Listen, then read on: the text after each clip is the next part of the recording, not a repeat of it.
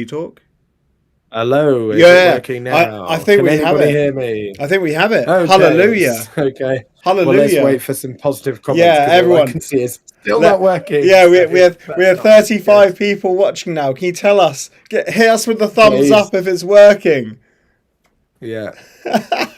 And Mm. there's a delay to this as well, so people can't even tell us. Yeah, Yay! There we go. Right. yeah. Okay. Come on, we need something to Basically, celebrate, don't we? Because yeah. There we go. it's been atrocious being a Luton fan recently. So Well, here we go. saying that, I mean, I nearly did lose my voice after the first half, I'll be honest, and then again in the second half for different reasons. Anyway, so I was just talking my usual nonsense. You didn't miss loads, I'll be honest, people. But there we go. It's a bit of both Edwards and the team. That's what I was saying, and I think that on the team that performed better in the first half, they really needed to do better in the second half. We were playing like it was the 91st minute from minute 45, but also Edwards recognising that we've had 3 games in a week with these players and they are clearly knackered. I mean, Tom Holmes made that foul out of pure exhaustion. He was calling to come off 10 minutes before. I think we'd made our 3 opportunities for substitutions before that point. And we just seemed to completely lose our way the moment that the two up top came off. Eli and Morris, our main threat, both of them come off, and we're playing high balls over to Jacob Brown and Corley Woodrow. It's not going to work, is it? I mean, and I think Jacob Brown's a great option, but yeah, we just completely capitulated, and it is hard to know where to go from here. It really is. Well, there were no defensive options. There were no defensive options to really bring on off the bench, were there? There was Joe Johnson, and that was pretty much it. And I don't think Joe Johnson would have been the answer as much as I absolutely love him as a player. And I don't think we lost it in that last line of defence, though. It was more the fact that the midfield just weren't tightening up. And you know, then we were having to block shots on the line and everything else, and it was causing those problems. That happened as a result. You know, that their second and third goal happened after about 3 recycles. We had blocked it, we had got it out, we'd done the hard bit, and they just didn't clear it a couple of times. That was really disappointing. Their first goal was really Eli losing Ellis Sims on the near post. That was a great run. So that was a great run from Ellis Sims because he came from Eli's blind side. So he just went straight around him, and then the header, you know. No one could have stopped that. It was a great header. It's a great set piece, but if you're defender, you're always going to be disappointed losing a goal from a set piece. I'd like to see some of those. I'd like to see that set piece routine from us instead of just pinging it to the back stick. Yeah, exactly. But you know, I think that we just had no control whatsoever off the ball or on it. And Coventry deserved the win. You know, there was a Cov fan earlier that we're talking through. Their game. I think they fully deserve the win. No doubt about that. But yeah, that capitulation, and it's as you said, it's not the first time we've seen it all season, is it? No. It's not the first time we've seen it in the past year either. Right, shall we get some callers in then? Yeah, Josh, you've been. Sound's working. Yeah, your sound is working. We've had Josh waiting very, very patiently. So let's bring in Josh. Josh, if you can mute whatever else you're listening to us on, because otherwise there'll be horrendous feedback. How you doing, mate? Surviving, mate. You? Yeah, we're doing all right. It's an interesting one when you look at that game, especially when you look at how we've been performing, not just over this season, but the tail end of last.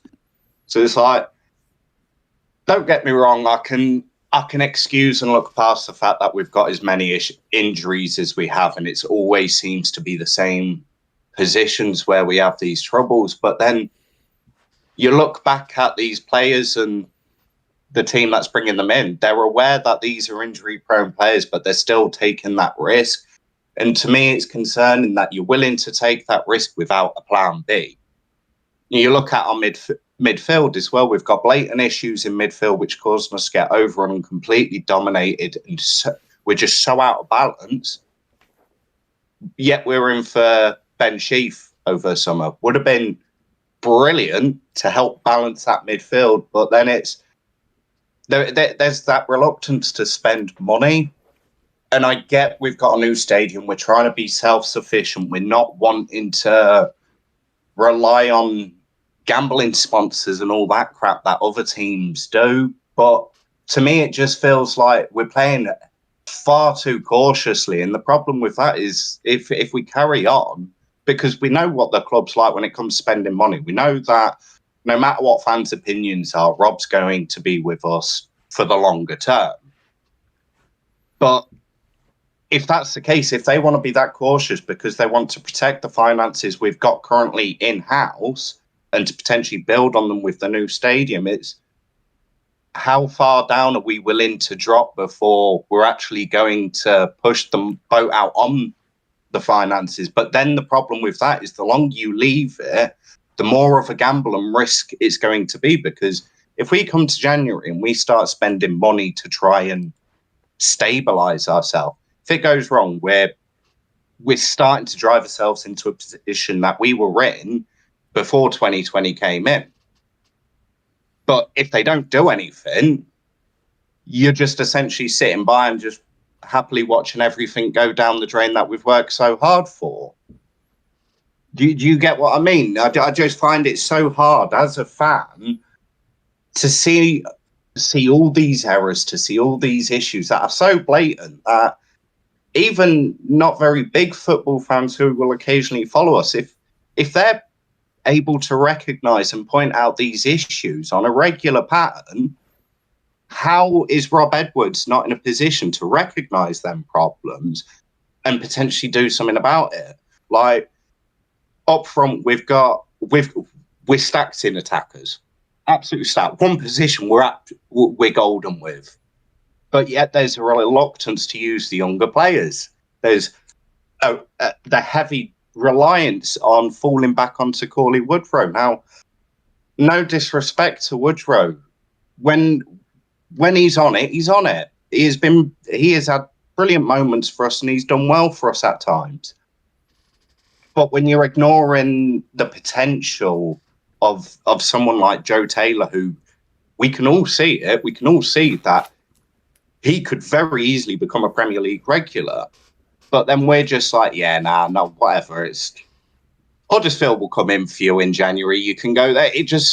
And that just feels like we're wasting away his talents. It feels like we're doing dirty to him. Now, what was the point of him coming to Luton? Just to go out on loan to a couple of clubs and never get given a real chance? Now, Adebayo, he's had a hard time start of season. Would have been a perfect chance to try and mix things up, give him a break so he can focus on getting himself mentally prepared for the games. But then he's not being given that option. So it's when you're seeing players like that, and it's same with Pelly. I know Pelly gets so much hate from a lot of fans, and I don't understand it, because every time we have gone up leagues, he has proven himself. He has proven that he is capable, if given the chance, to step up and do the work and put the graft in. He is our workhorse. We don't have a workhorse in the team, so why isn't he being used? Alan Campbell in the summer, yet another absolute workhorse. Exactly what we need in midfield. But they're just getting completely ignored, and you're getting people speaking down on them. Like, it's because they're not good enough. You look at our last championship season, Pelly was instrumental to it. Like, and yet people seem to forget that. And it's like, it is starting to really irritate me, not just the way that the club's deciding to manage and run things, but the fan reactions to it. Like, don't get me wrong, I could be a bit of a tit. Like, we all can. But when there's such glaring, obvious errors, it's really starting to irritate me quite a lot, if you can understand. No, I get it completely. I think we were saying similar things at the game as well. I mean, on Joe Taylor, because it is the one thing that I heard most in the stand is, where is Joe Taylor? Why isn't he coming on? I mean, there are games where I think that, he isn't right for.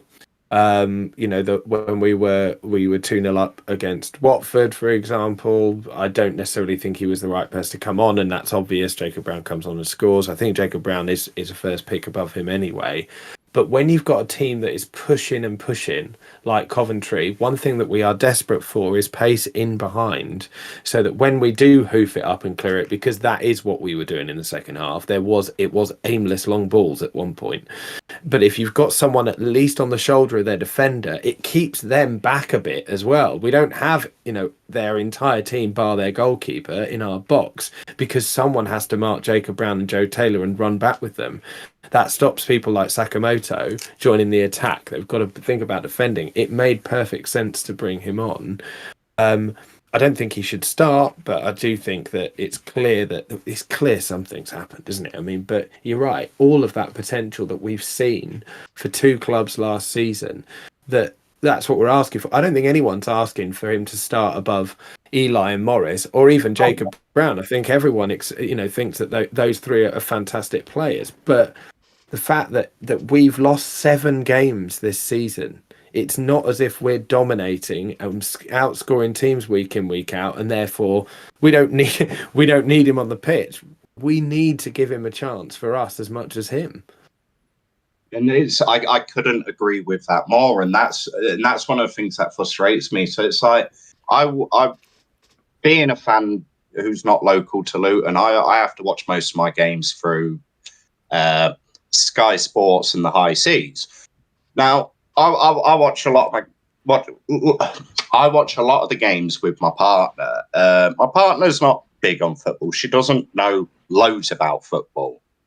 But the fact that even she's able to recognise specific games where he would excel in, the fact that we were literally game on Saturday, watched it, and she got to 60th, 70th minute, and she's like, "Why isn't the pocket rocket coming on?"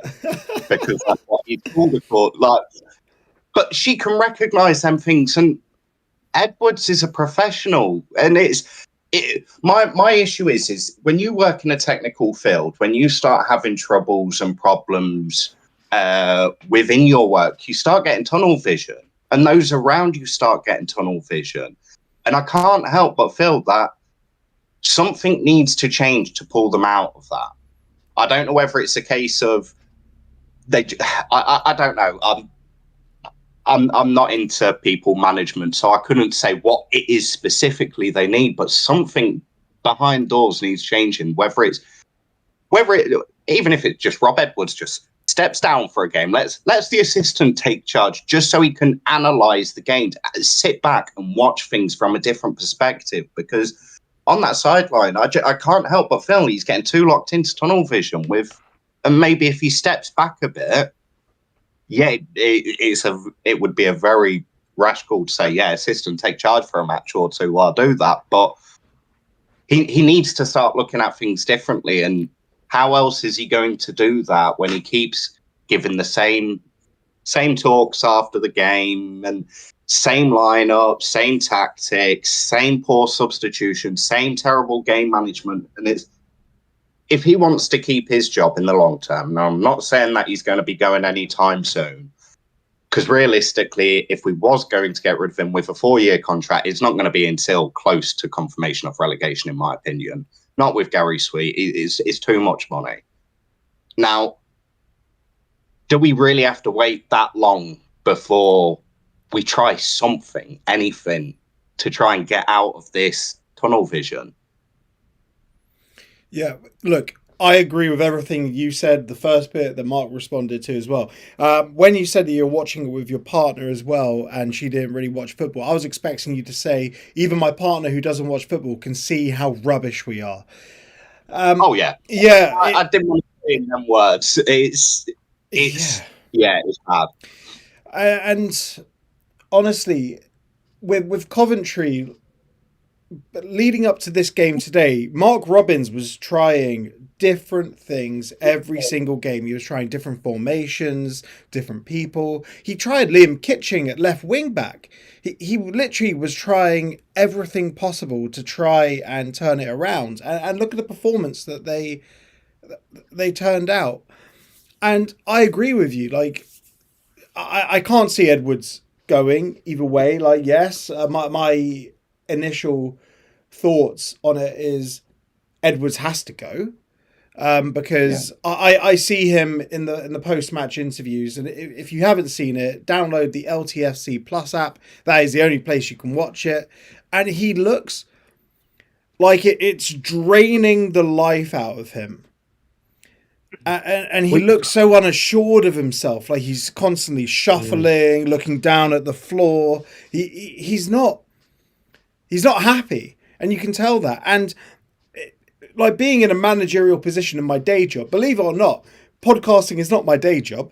When I manage a team, you've always got to be very positive, very optimistic, even when something doesn't go the right way. You got to always keep your team positive and happy when things aren't right. And right now, if that face is walking into the changing room post match, everyone's going to be shoulders dropping, dejected. If that face is turning up at training, what sort of motivation is that for the players? Sorry, I've gone on a bit of a rant. This is for people to talk, not for me to talk. But you're just echoing the feelings of quite a lot of people, because it's when you've got a manager that goes into a workplace like that, it brings you down. Like we all know the saying, shit rolls downhill. Now, if you're in such a bad mental state, and I've been in situations personally where I've been in a bad mental state, I've been in control of situations.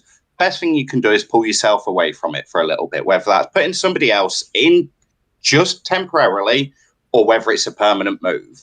You can't let yourself drag everyone else down because of your own inadequacies. And to me, I kind of feel we're at the point that a move needs to be made, but I don't think it's going to happen. Personally, if we're talking Dreamland and that, I'd like to give him towards February time, give him a chance to turn things around, because he has done a bit for us, and I think that would only be fair. But then, fuck it, why not? Mourinho's already said he wants to take a team from lower down up to the top. Like, he showed admiration and willingness to want to try and go for Adebayo in the summer. So why not go? Why not, for once, put a bit of money on the table and just go, Jose, you want to make an yourself. You want to be a football manager king, taking a small team up to the top. Well, here we are, Jose. Here's the money. 2-3 year contract. We'd be perfect for Jose Mourinho ball as well. We wouldn't pay the fee for Tom Cannon, mate. We're not paying for Jose Mourinho. And Raksaki. Yeah. But at some point we have to make a move, because if we don't, we run the risk of being in League One next season. If we drop down to League One with the wages we've got, players leaving, we end up being in a situation where we end up dropping down the leagues again. What would you rather go for? Would you rather take that risk, put a bit of money down on somebody who is a very proven manager, even if it is generally for the first 2 years of their contract, but he like the players we've got could do wonders with. Jose Mourinho. Yeah, I know it sounds stupid, but like we took a punt on Ross Barkley last season. How many of us would have said that we would have had Ross Barkley last season, or Andros Townsend, or even Victor Moses this season? It's sometimes going in for like the older guard style can be a massive thing. Even if it were just small backroom changes, bringing in some players who have experienced pure heartache and passion throughout their years in their career, somebody who has done it all, just to get that different perspective, just to give Edwards a bit more to work with, so the pressure's not all on him, maybe. It's I know Mourinho puts that pressure on himself, though, doesn't he? He is putting the pressure on himself right now. Josh, thank you very much for joining us. Really appreciate it, mate. That's actually the first time I've spoken to you, Josh, because we've been talking on Discord for years. And yeah, It's good, mate. It's good. Join us for another phone in the future as well, mate. I will do, mate. I will do. Yeah, and keep winning those football prize frames as well. I've got my 5 shirts ready to put up on my wall. Luton Town Hall of Fame. Here we come. Yeah, you legends. You legends. All right. Have a good evening, mate. Cheers, buddy. See you later. Right. So I did see Matt in the green room, but he's gone off. And you know what? Fans have laughed at me. Like, I mean, when I've discussed this on WhatsApp with people, I said we should get David Pleat in. Like, keep Rob Edwards there, but just have David Pleat as a director of football. He's like 80, but he's been there, he's done it, he's been to the lowest of the lows, he's been to the highest of the highs. He knows football. I think that regardless who we bring in, I think structurally something needs to change. I would say recruitment over the last 2 windows hasn't been great. We've struggled in the last 2 windows. Let's be honest. We've got some good players in, of course we have, because people like Mick are brilliant. But on their own, we want to expand. We're going to need more structurally behind the scenes, aren't we? So however that's done, I'm not sure about directors of football personally, but it might work. But however it's done structurally, we've got to do something differently. Yeah, not a director of football, kind of a, just an elder statesman, just someone to tell Rob Edwards to not be so grumpy the whole time. Cheer up, mate. Cheer up. It's only football. He's the managerial equivalent of Eli when he's in form and out of form. It's the problem we've got. It's reflected. Like, he can be brilliant, but when he's not, he just seems to lose all ability to make sensible decisions in game, and it is really concerning. He does indeed. Right. So we'll go to our next caller. If you do want to call in after our next one, please feel free, jump on. And we'll get to you. If you're in the green room and you can't hear anything, and it's sort of like a purgatory, don't panic. We will get you in after our next caller, and so you can sit tight in the green room, and we will bring you in. So the next person we got, it's Tyler from T-Boys TV.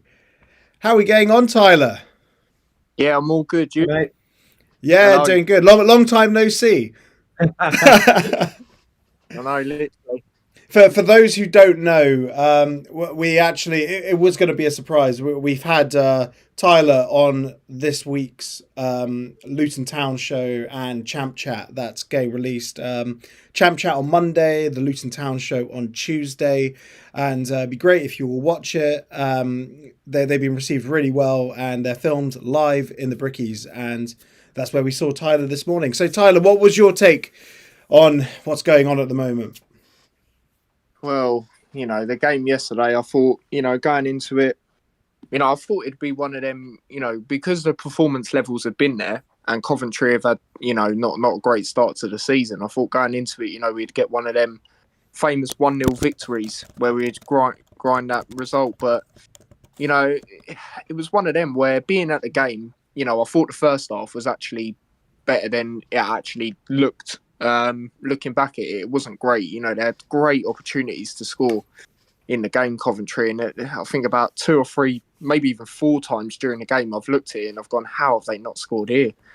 It was we were very fortunate. When we got them 2 goals, for me, it's a very similar game to Oxford, but we got punished this time. And with a loss, whereas that game we got very fortunate to get a draw in the end. In the game, I mean, the only positive for me is I'm proud of Elijah, to get that goal, to consistently get goals now 2 out of 2. That he's similar to Morris in that sense, isn't he? Confidence players, and that's the only positive I can really take from the game. I mean, I just think certain things. I just think you need more cover. It's like I say every time I come on here, you need more cover in the midfield, but it's just not happening. The only positive when it comes to I guess the formation wise, really at the moment is the two up front. At least he's sticking with that with the cam behind. Another shout out to Chong as well. I thought yesterday he was really good. I don't think he's been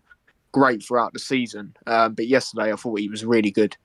There was a moment where he took on about 3-4 players, but overall, it's just, I don't know what was said at half time. Whatever was said at half time, I don't know. It just felt like we were a bit complacent. It reminded me of the Bournemouth game as well last year. The game that was the curtain raiser to survive, in my opinion. And that was the one that, I look at personally, and I think that was the game that basically said we are going down. So, yeah, it's just not great. And then you look at certain things. Doughty's obviously out for the next game. Holmes is going to be out as well. One thing I am looking forward to in that West Brom game is who's going to take the set pieces. I'm interested to see who the backup one is because we're so heavily reliant on Doughty. It's going to be interesting to see who the next one is. Probably Moses. But Yeah. Who knows? Who knows? Maybe it'll be Kaminsky. Yeah, probably at this rate. Taking most of them second half when we were losing, wasn't he? I completely agree. That we've already chatted about this today. There was some real positives. Chong was one of them, and both Morris and Elijah getting on the score sheet again is big. Both of them look dangerous now, and they both held the ball up well. I would say Eli as well did really hold the ball up well. It's one thing that he's been struggling with this season. I think he did really well, especially with particularly towards the end of that first half, second half, a bit of a lack of service as well. I thought Kraus had a great first half. That reverse pass is filthy. And actually, so Eli's run for it. The time and everything about that goal was Premier League, and it shows how good we can be. And it makes the second half all the more frustrating that we just didn't create anything. So there were positives, there really were, but it's really hard.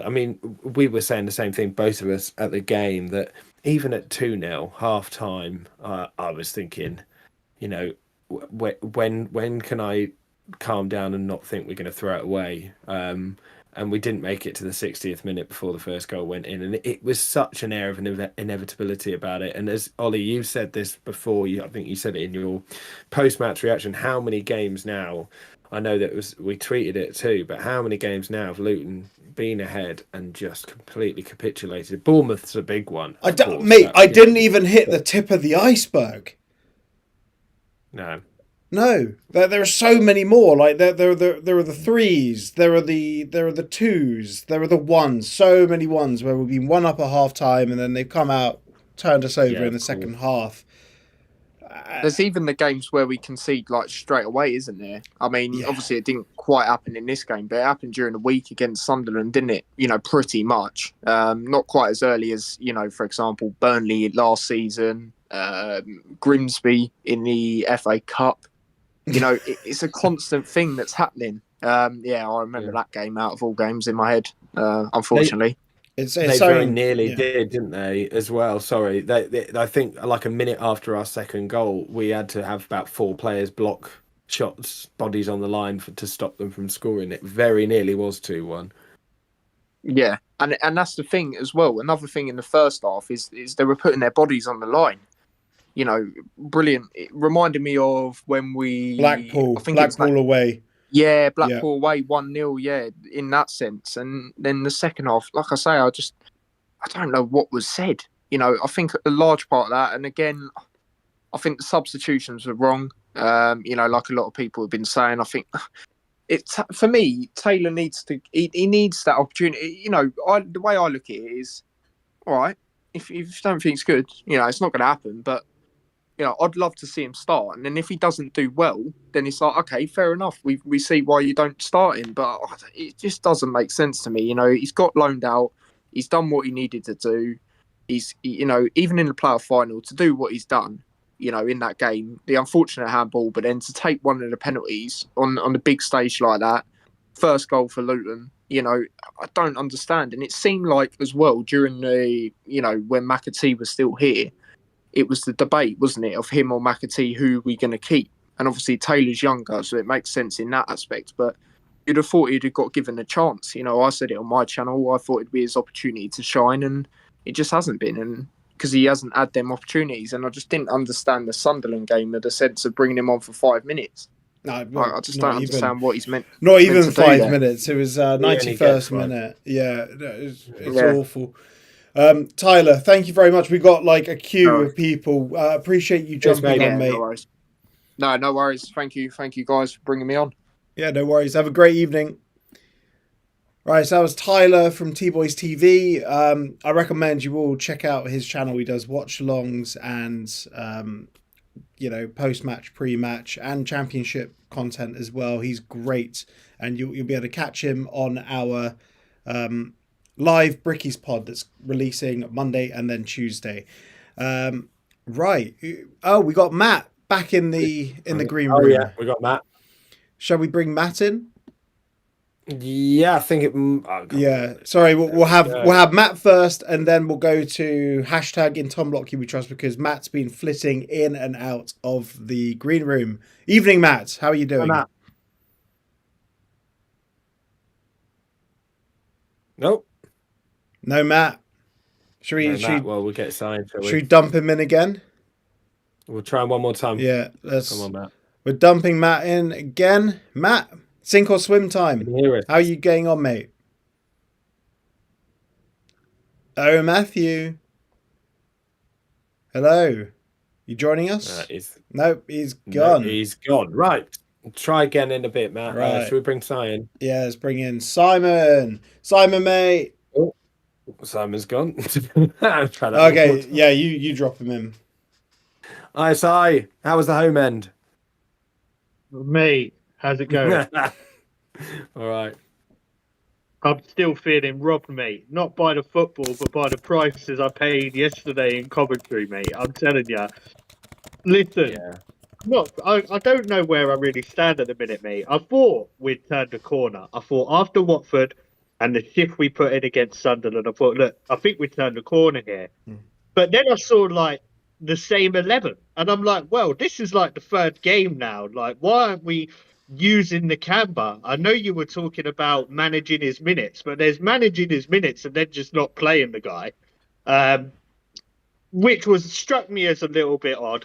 We were second best all game against Coventry. We were second best. Their fans were on point. They were loud. Other than when we scored a couple goals. Mm-hmm. As I said earlier on Twitter, mate, when they scored their first goal, all of the energy left the away end. Yeah, every single bit of energy evaporated. We knew it was coming. We knew it was coming. Yeah. I was sitting there. I was chatting to the bloke next to me, and we both just knew. We just looked at each other. We knew what was coming. And I thought, when Holmes got sent off, I was like, oh no, like this is about to go terribly wrong. Terribly, terribly wrong. And it did go terribly wrong. But I'm not so much annoyed now at the result, but I am annoyed about the seeming radio silence coming out of the club, locking things behind LTFC Plus. People deserve to react, whether that's emotional or not. You know, that's just social media. Did you watch the post-match? I saw a small part of it, but I get the gist of it. It's on me, the usual. The small part. It was only 1 minute 12 seconds. Go on 3 counties. That's Yeah. the best bet. Oh, You always get that. my Go on favorite 3 quote. counties. My favorite quote from the 3 counties one was I think Oxley asked him, "So what do we do now for West Brom?" He's like, "God knows." Yeah. That's really worrying. That's so concerning. Like, we've been in a mess, honestly. I know people ain't gonna like to hear it, but we have been all over the place since we won the playoff final.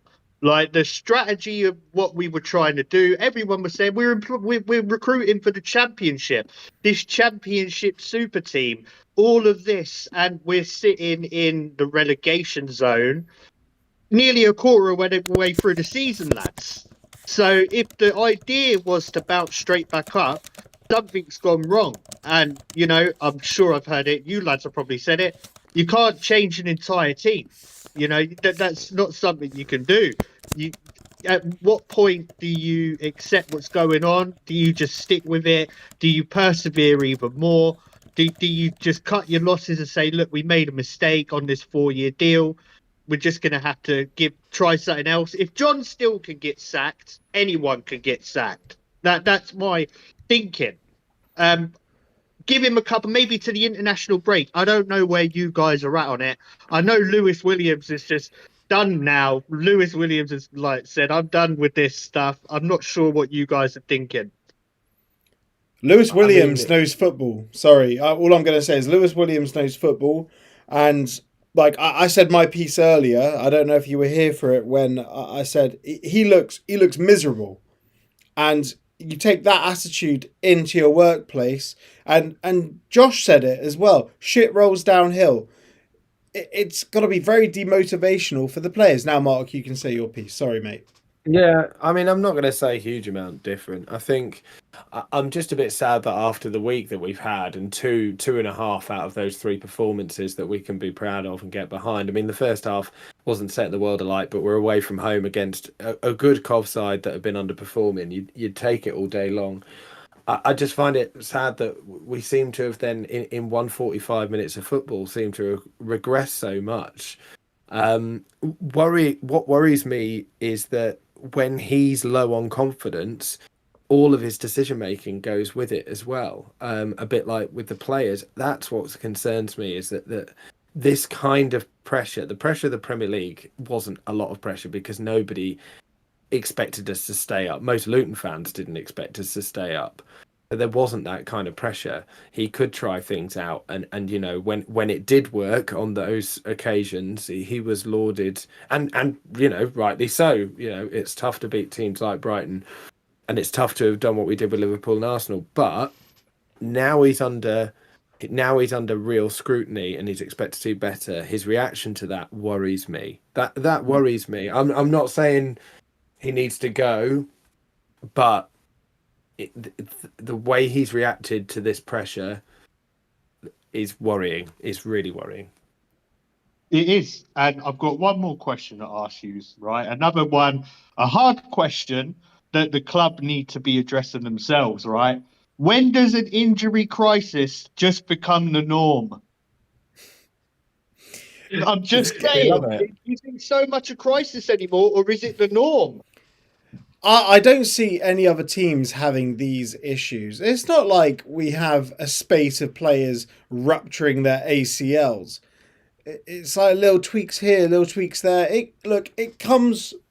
I've thought about it long and hard, and I could be wrong. I'm not a sports scientist. It comes from our defenders because the injury crisis is only in our defense. Very specific to defense. It's just the defense, because the defenders are being asked to do too much instead of being told, yeah, right, there are 3 of you, form a line.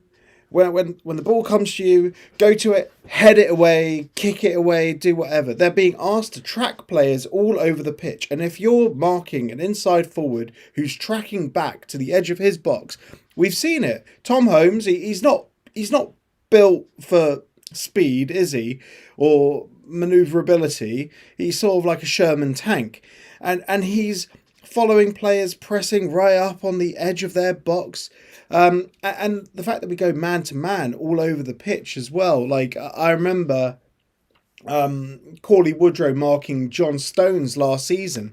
And at some point, when John Stones did his, runs, his Beckenbauer-esque runs through the middle, Cauley Woodrow was the furthest player back. Mental. And being asked to do that. But then there's also something I spoke to editor Kate about. So for those who don't know Kate, she's in the chat right now. She's our editor, and she's very insightful about football. And she raised a tremendous point. She's also a fantastic editor. Just saying. Yeah, I know you told me before. You speak very highly of her. Yeah, she's fantastic. She's literally the reason that the podcast is able to happen. But anyway, so Kate's point was, in the Premier League, you're playing, other than Christmas, you're playing once a week. And then you have lots of international breaks. Now we're in the Championship and we're going Saturday, Wednesday, Sunday, Wednesday, Tuesday, 3 game weeks. You don't get that in the Premier League. And the players look knackered. It looks like they haven't... Yeah, they look done. They look done. Like, you know, after half-time, they're blowing. They come out after a 15-minute sit-down, they're done. Because they aren't used to the schedule, even though they have been EFL footballers all their life. So the schedule is normal for them. It's their bread and butter. But they just...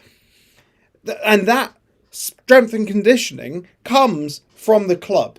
It does. So the club have something to answer to here. And Rob tried to say in his Three Counties interview at the beginning of the season, we've identified why the defensive injury crisis has happened. Like it's that doctor who was on The Traitors, who I don't even know if he's still part of the club, but they brought in a new head of medical. Okay, he's still there. And he was like, the traitor guy has identified why it's happening. It's because you have your back line, and then the other team, they freshen up. They bring on like Luis Diaz over Mo Salah, and then you got someone else, a fresh pair of legs running at you or something like that. Well, you know, sign more defenders then, so you can swap out the defenders. But we had the injury crisis in the off-season. Before the season even started. And I made a video where when we started up this YouTube channel, we have a defensive injury crisis and the season hadn't even started. So it's frustrating. And, you know, I'm ranting, but it's not about me ranting. It's about listening to the callers. Well, what's your take on it? I completely agree, mate. Like, I just think that there's something going on that's just not working, and it's not been working for ages. And if he identified the issue, he's not done a very good job in sorting it out. Like, I'm not trying to be arsed. There's questions that we aren't getting answers for. The club itself far less open since we were promoted to the Premier League. The communication is next to non-existent these days. It simply is. It's very odd because the club aren't known for being the greatest at communicating in the past, but now it really is at a low point. I don't think it's ever been worse, personally. I've spoken to people in the who were involved commercially, like executive box holders, and the way the club treated them was quite disgracefully in the progression to the Premier League, and since then as well, like people that have been sponsoring the club and have been putting a lot more money than the average fan into the club since our non-league days and before have been treated really badly compared to the new sexy sponsors. Sorry, Mark, I cut in. Go on. No, I was just talking back to the point about injuries, really. But you know, the fact that and communication. I think since Edwards has been there, the communication on injuries has always been very vague, hasn't it? And we're always given the idea that it's a few weeks, but it's often longer. I mean, the Cambers last season, Mads last season, players that we expected to see far before the end of the season just kept on being extended and extended and extended, and it makes you worry, doesn't it, about the likes of Bell and even Mengi and how long they're really going to be out for. I mean, you know, we've no idea. I'm not just saying that's just the club, but when you're struggling as well, on your point about Mengi and Bell, when you're struggling, players take longer to come back from injuries too. They do. Yeah. Yeah. Well, seeing what they have to do, you've got to wonder as other centre backs that who we go in for have a look at what they've got to do at Luton and go, actually, mate, you're probably all right. I mean, Tom Holmes, you mentioned Tom Holmes. He was a speck in the first half to us. We sat the other end. He's like setting it forward. Sorry, in the second half when we were facing the other way. That Alfie Doughty quick free kick, it was Tom Holmes that got the ball. I'm still annoyed about that. I'm still annoyed about that quick free kick yellow card. What a shocking decision to make. Well, it's interesting, isn't it? Beefy mentioned this on the podcast today, but on the replay, you can see Bobby Madley warn him before he does it. So if that shows him the whistle, then that's Alfie Doughty being a bloody idiot if he has done it. I didn't notice that, but that's still no. Well, neither did I. It's funny, but now we don't have him for West Brom. It's not funny. Yeah, that's not funny. It's all, is it? It's awful. Yeah, it's funny until you remember that. He wanted a rest. He's the only player that played every single minute. Only outfield player. Let's look on the bright side. Someone might impress on set pieces. You never know. Ooh, I guess we'll see. Moses has been desperate to take him, hasn't he? So Yeah. You never Simon, know. thank you very much for joining us. We're going to get Matt in. it's like, See you later, guys. Right. Should we try Matt one more time, Mark? yeah, let's give it Go one on. more go. Drop him in. Matt, Hi, mate. Matt. are you here with us? I am. Hello. Way! Hello. How you getting on, mate? What a difference a week makes, eh? Back to normal. I don't know what you're talking about. Oh, yeah. So what's your take on the Cov game and what's going on at the moment, mate? Actually thought first half yesterday wasn't that bad. It Played was? some decent football. Both the goals came from decent bits of football. I mean, they could have scored a fair few themselves, to be fair, but first half was all right. Second half was non-existent. Might as well have not even come out of the dressing room, to be honest.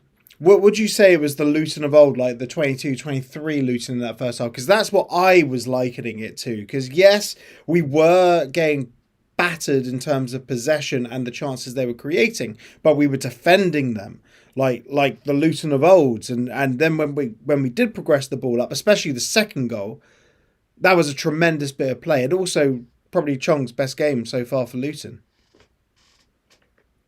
Yeah, like I say, I thought we played some decent football, to be fair. I mean, the football for the for the Elijah goal was very, Morris's ball into Krauss, great ball.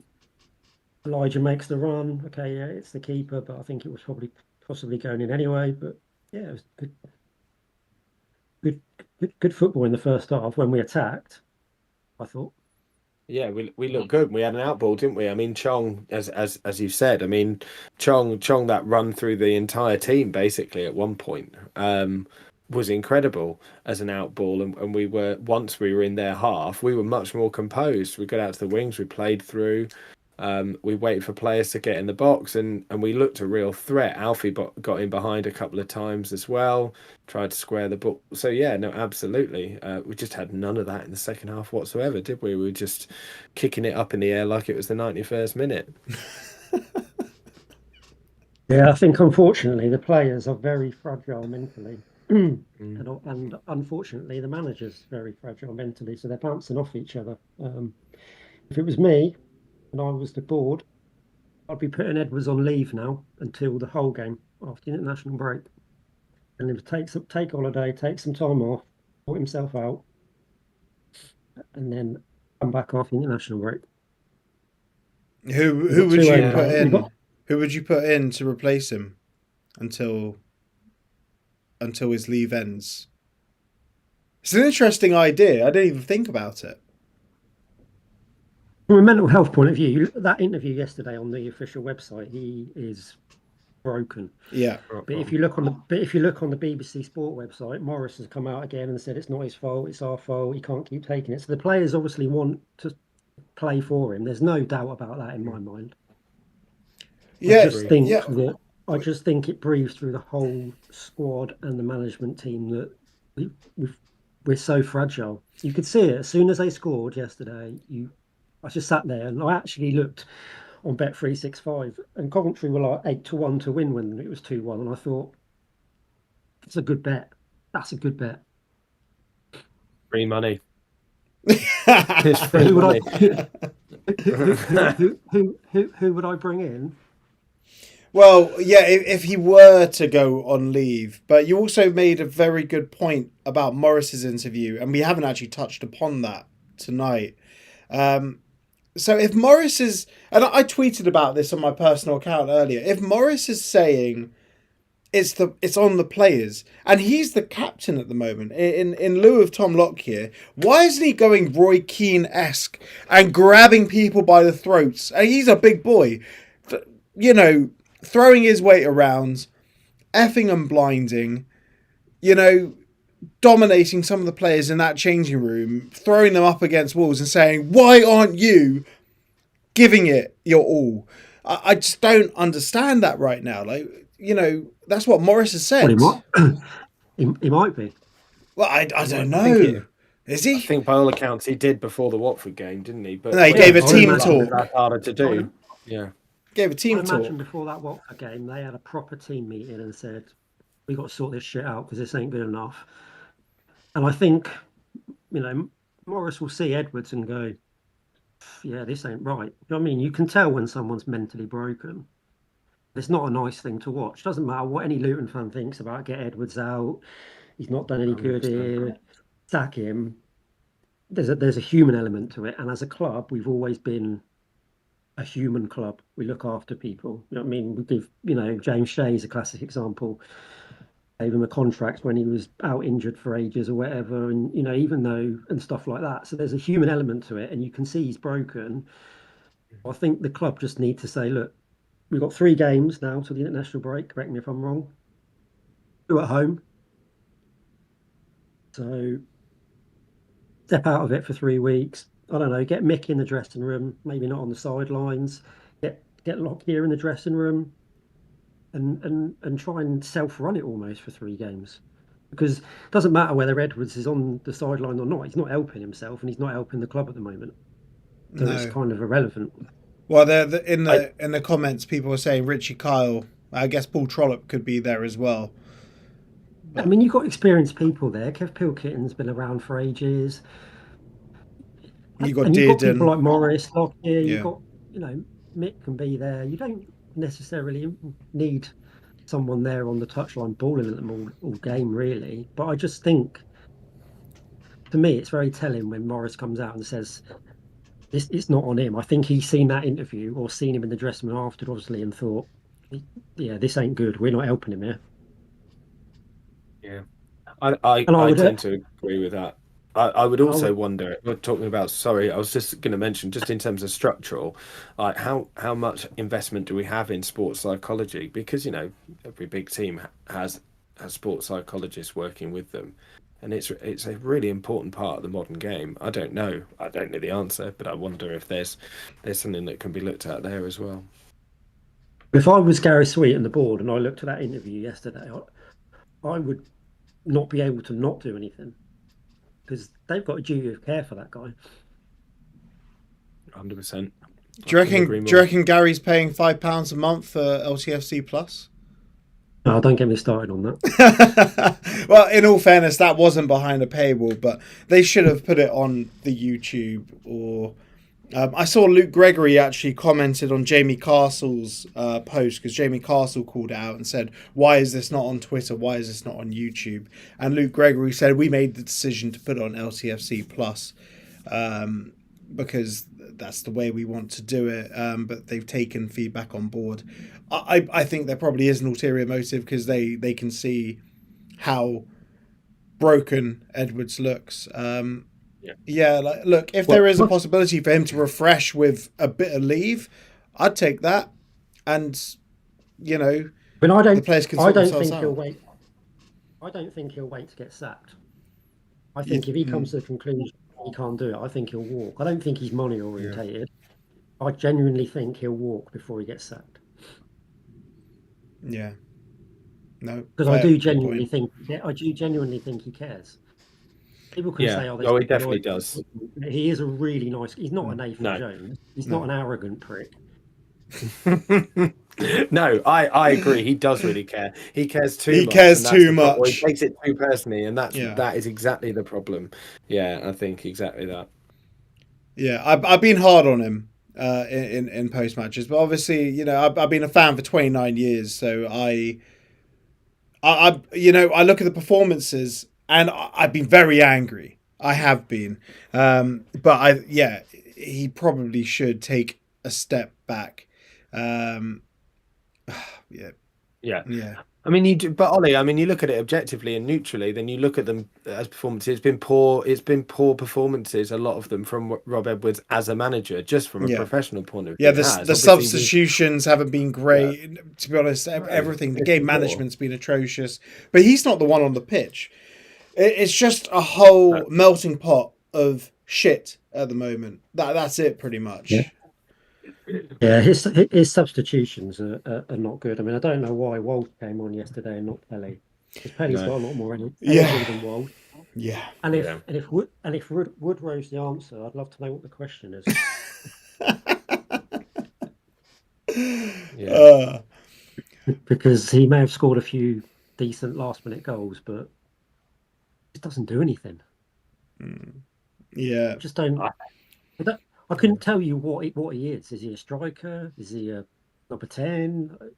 I don't know. He's just no. I don't like berating players, but I just look at him and I'm like, I don't see the point. He's very frustrating. He's a very frustrating player. And I used to dig out players, you know, not dig them out. You know, I'm a nobody, but I'd say this person player X had a bad game, and then a lot of people will come to me and say, "Oh, why are you digging out player X?" So I just don't do it anymore. But yeah, his impacts yesterday and also in the Sunderland game was pretty obstructive, I would say, rather than and the other thing that frustrates me is that why don't we ever score any goals like the Coventry second one or the Sunderland second one?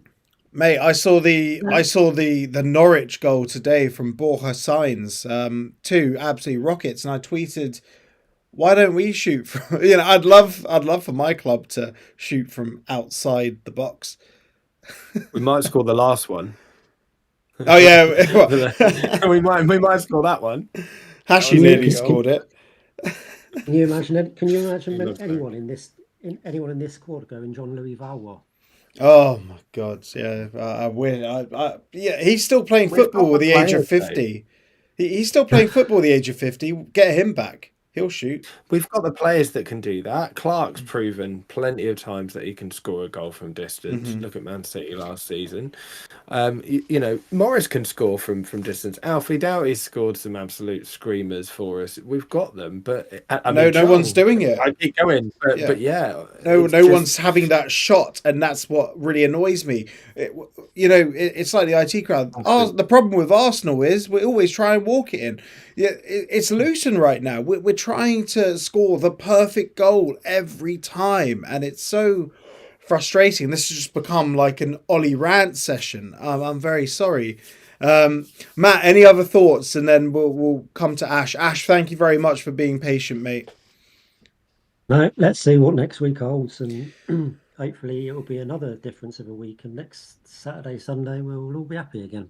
Happy days. Fingers crossed. Fingers crossed. Appreciate it, Matt. Have a great evening. Good, mate. Take it easy. Cheers, bye. Right, shall we?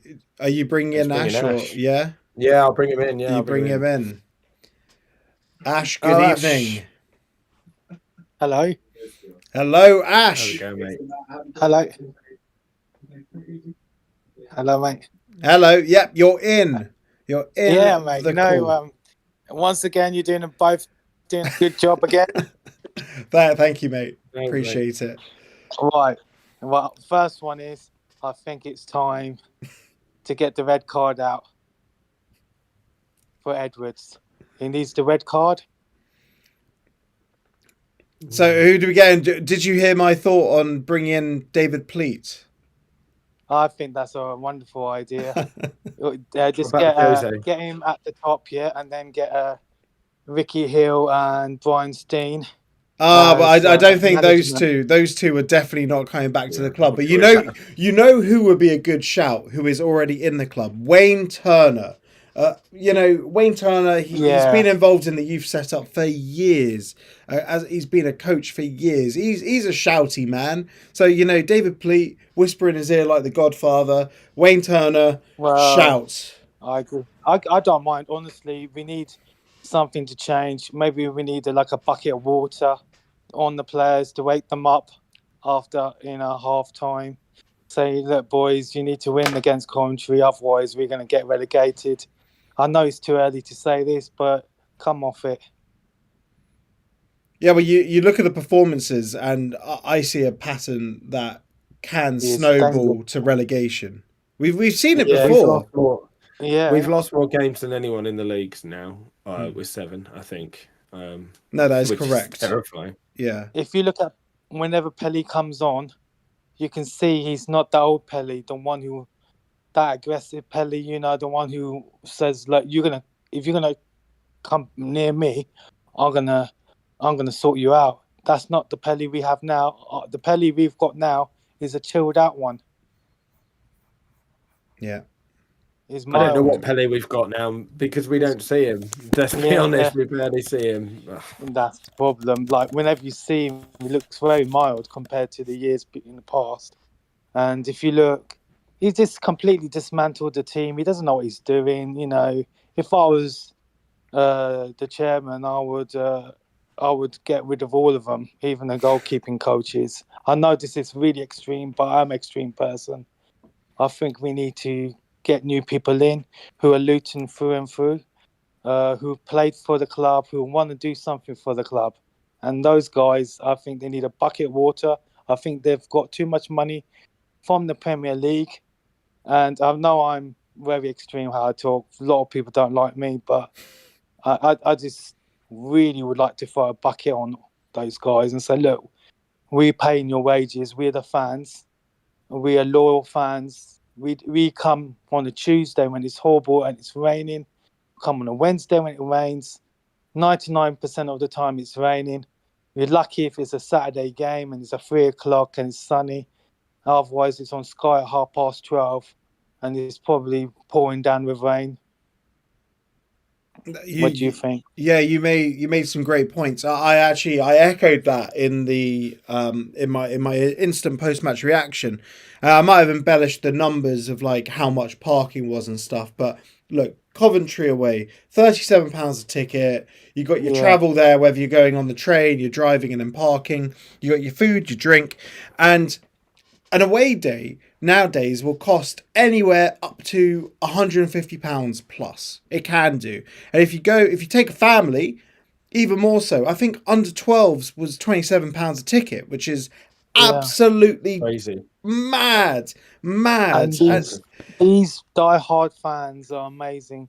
I went to the Brentford game last season and I was lucky.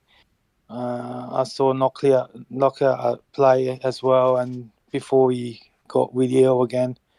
And all I'm saying is all those fans, the amount of money they spend, they give up their time, and you've got that management there who need a bucket of water on their faces because you can tell they've been to the Premier League, they got all the money, and that's it. And they need to be replaced. They should just resign, and just get those football players we've got now are losing confidence. And what could happen next season is they might not be that great either. And we're playing Derby in a couple of weeks, won't we?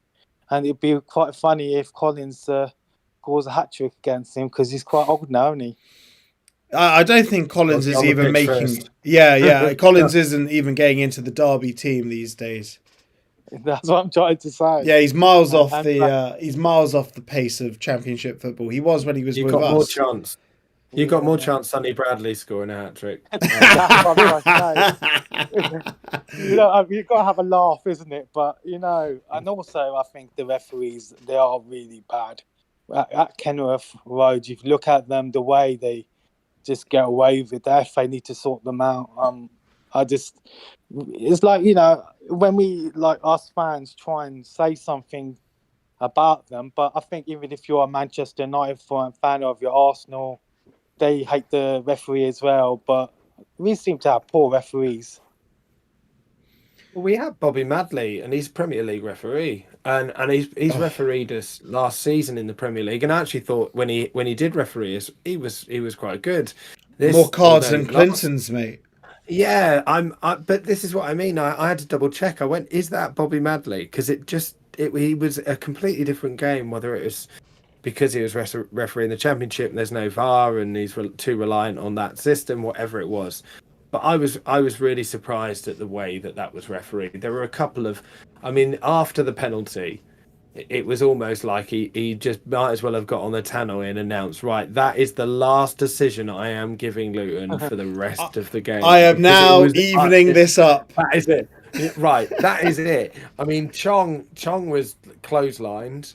There was a foul on one of their players that was next to the linesman who didn't flag. He ran from the other side of the pitch to give the foul the lino didn't flag for. Yeah. It was, you know, it was really, really poor. In terms of the Doughty one, it does depend on if he's warned him first, and that is that's Doughty being an idiot rather than the referee. But yeah, there was some very much non-decisions, wasn't there, after the penalty? But again, that does surprise me because I think Bobby Madley's generally quite a good ref in the Premier League. He's one of the better ones. But yeah, there we go. I just think you both do an excellent job. At least you give people a chance to talk.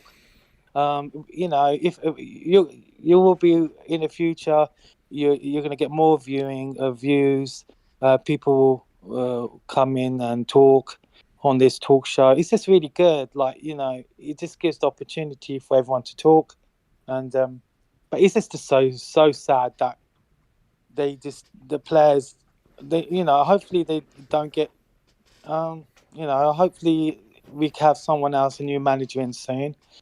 Hopefully by Christmas, I think everyone will like him out. He doesn't deserve to be there. He's not Luton through and through. He has never played for us. And, you know, we should just get someone else who's played for us, who knows the Luton way and wants to do the best for us. Because, you know, it's really, like if you look at the old players we had in the past, you know, the ones I'm talking about, the last couple of years, they've worked hard to get us into the Championship, haven't they? And they're all gone now, nearly all of them. I just want to know what you think. Well, you know, sometimes you do outgrow players. I absolutely, for long-term listeners of the pod, they'll know I absolutely love Alan Campbell. And the ironic thing is, now is the time when we need him. I think we need his energy. And, you know, obviously he didn't really get a fair shake at Millwall. But, you know, a lot of players, we outgrew them. We outgrew the Pearsons. We outgrew the Bradleys. We outgrew the Elliot Lees. Elliot Lee dropped all the way down to the conference chasing the moolah. Still getting paid. Yeah, still getting paid Prem money though, mate. Yeah, I don't know. I just think hopefully, I think the fans should start putting signs up to say you need to leave, and because so we can save our season, save the players. I know it's too extreme. I know I'm being extreme now, but you are being quite extreme. But look, you're welcome to your opinion. On social media, everyone's voicing their opinion. A lot of people are saying Edward's out. A lot of people have said that they've seen enough of it, and you can see it's affecting him. We discussed this already. You know, it's obviously affecting him mentally, and it's a shame to see that he's getting this. It's no point staying, is it? Because like you can't do nothing with that team. If he can't do nothing with it. So like even in January, he buys 5 or 6 players. He still will put Woodrow on. My favourite player, number 10, Woodrow. He's my favourite. I never really criticise him because I don't really want to insult him, but he's the best player on the pitch, isn't he? He must be. He's the best player in training.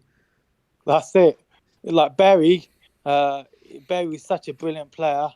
I would love to have kept Berry. He had a good attitude. He loved Shouldn't have got rid of him. Get rid of Woodrow. You know, I know for a fact I'm not the only one. I talk to a lot of people, not the older generation, but a lot of younger ones. I talk to my son. He's quite old. No, I can't say. I don't want to get involved about how old he is and stuff. But he talks to his friends, and they say the same. And he gets really upset when he comes on. When we really need to. When I first saw him, when he first signed for us, and the way he was, and the back of the, where they park the cars. At the back when they were trying to do autographs, you could see him running off straight to his car. So I wasn't really impressed with him in the first place. I don't like his attitude really. He's not really a person who would like to do autographs and to me, I think, the ones like you were talking to me before, Campbell, what a gentleman he is. I've spoken to him myself, and he's a really nice guy. And there is a few nice guys there, but they seem to be dying out at that club. Like Taylor, he's a really nice guy. He comes up to the fans in the Kenworth and he did talk to us. Our first game of the season, he talked to the children, and that's what you want. You want a normal person, but people like this guy, the manager, I think he will come down as a puppet of Nathan Jones, to me, I would say, because Nathan Jones built the team, and all he did is dismantle it. I know a lot of other fans will say, yes, he got us into the Premier League, but that team was full of confidence because of Nick Harford. What a brilliant man he is, and what a kind person. He's always been there for us. I don't want to go more extreme, yeah. I don't want to upset other legends of the club, but the guy, he is a legend because but I think Nick Harford needs to come now and just save us. And for all the hard work the players like Collins did and Bradley did, etc., etc. That team that got us in, Lua. We need to. I know the way I talk is quite not like other people. I say nostalgic. It's very nostalgic. Yeah. I was born in Luton. I was born around the corner of where that pub is. I don't live in Luton anymore.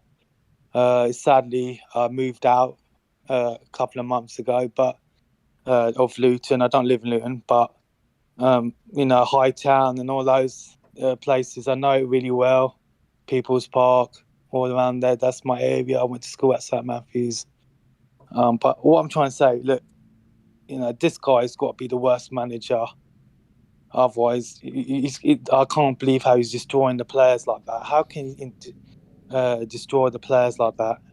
But problem is, in January, if he does buy any players, who is he going to buy? Have we got the time to let him? We haven't got time for this Edwards now. He's not Luton through and through. He's from Wolverhampton. He played for Wolverhampton as a defender. We need someone who's Luton through and through. And if they do keep these guys, every game they lose, they should throw a bucket of water on them. Simple as that. I'm not at the players as well, and at the management. Yeah. And dock their wages basically, and then see, their luxury lives they have. Those fans deserve better. That's all I can say. I know I'm extreme. I'm sorry, but that's what I think. Ash, good points, mate. Really appreciate you calling in. And look, as I said, you're entitled to your opinion, even if it is extreme, and it's important that you voice it as well.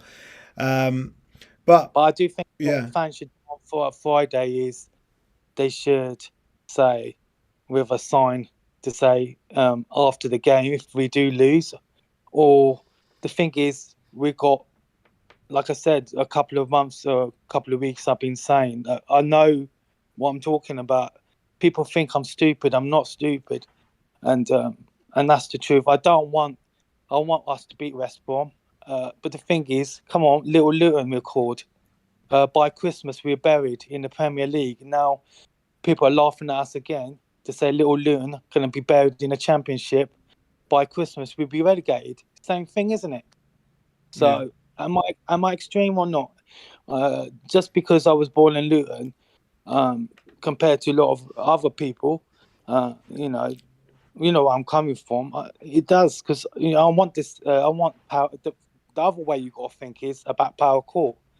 Once it's been built, and then we'll be rich anyway. Well, how are we going to fill it if we're not in the Championship? That's the problem as well. See, that's what I'm trying to say. But what can we do? I'm really am disappointed. But we can see that. Yeah. Before, in the last couple of years, I used to think, which is my favourite player? Yeah. I can't.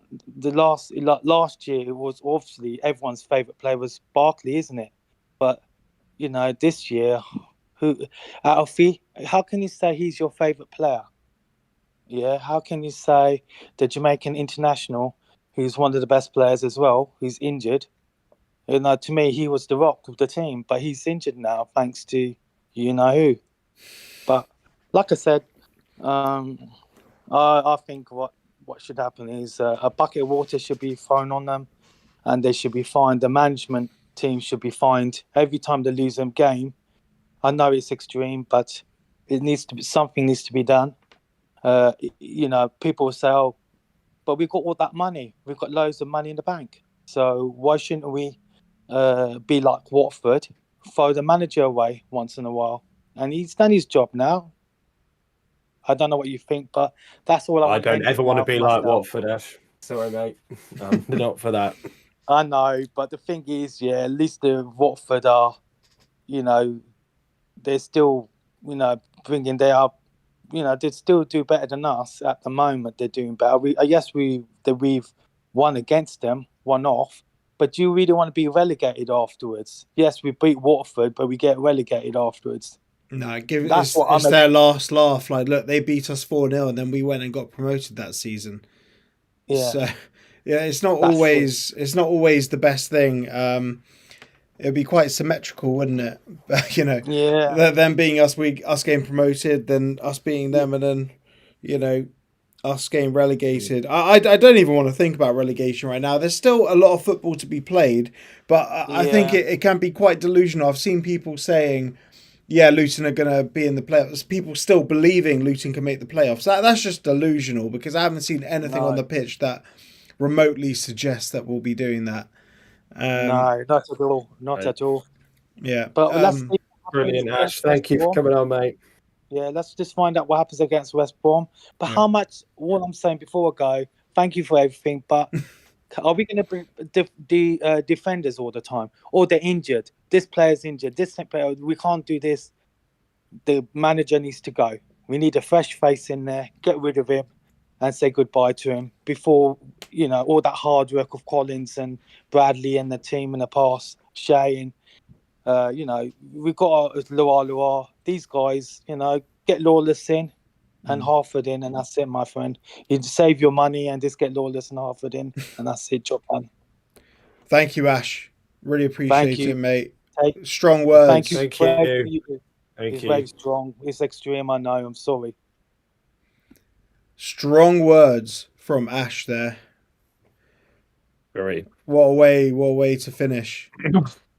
Yeah. Look, I think there's been a fair few people say about Edwards. I think at the moment, you know, I don't think he doesn't care. That's the one thing. I don't think he doesn't care at all. No, we've said it. He cares too much. He cares too much, and so something isn't clicking at the moment. That is fairly obvious. That's obvious. Yeah. Yeah. It is. I like the idea of like potentially Edwards stepping back for like a couple of games to clear his head, let the team manage themselves. I like that one, because right now it's the hole's getting deeper and deeper. I don't know where would you go from there though. I mean, if we did start picking up results while Edwards was out of it, and then suddenly he comes back in and we lose a game, then that doesn't look great either, does it? I know what you mean. I know in principle. We don't know what's going on with Edwards right now though. Like there might be something going on in his private life, but I don't want to speculate on anything. But it's pretty like this reaction to losing a couple of football games. It's just becoming a cycle, you know, tumbleweeds, just a can getting kicked further down the road.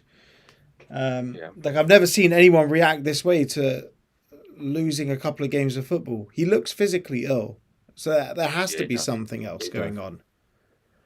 He looks like he's struggling. He looks like he's really struggling, and I just hope he's got people around him for that reason, just on a human level. But yeah, I don't know what the answer is. I really don't. No. As we've said all night, that game raised more questions than it answered yet again. Yeah. Who knows? We'll see on Friday. A game of two halves. But we should wrap this up. We've run a bit long because we've had so many callers. Yeah. Well, to everyone that's watching, if you're watching this back, give us a big thumbs up and subscribe to the channel if you're not already subscribed. Really appreciate it. And I guess, we got a week to go now. Well, less than a week, right? It's Friday night, under the lights, West Brom. Ooh. Oh, days. Yeah, happy days. And look out 5 for... days to get some better defenders. Oh, yeah. Get everyone the rub down. Get the guy from the Traitors. Yeah, get them in the cryo. Get the guy from the Traitors working on them. Hammer and tongs. Bang, bang, bang. We'll see what happens. We'll see. But yeah, everyone, have a great evening. And most importantly, come on, you Hatters.